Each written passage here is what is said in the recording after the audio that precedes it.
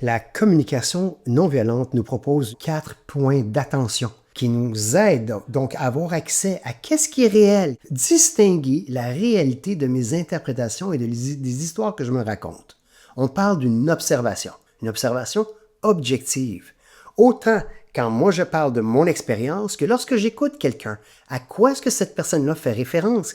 Quels sont les faits auxquels elle se relie? En deuxième lieu, les sentiments. Qu'est-ce que ça fait monter comme sentiment par rapport à ce vécu-là?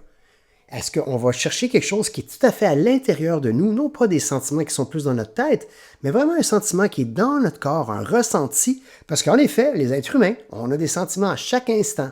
Et les différents événements de la vie vont avoir un impact qui vont vraiment nous toucher d'une manière différente.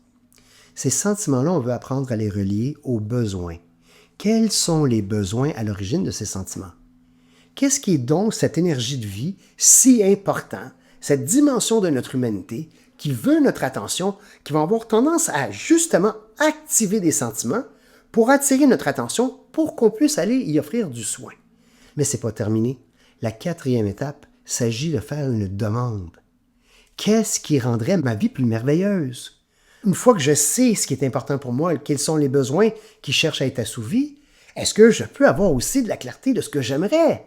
Comme ça, lorsque j'exprime quelque chose, lorsque je fais une expression authentique, je suis capable d'informer les gens ce que j'attends d'eux. Pareillement, la même chose quand j'écoute les autres. Qu'est-ce qu'ils attendent de moi? Qu'est-ce qui pourrait faire plaisir et pouvoir leur servir?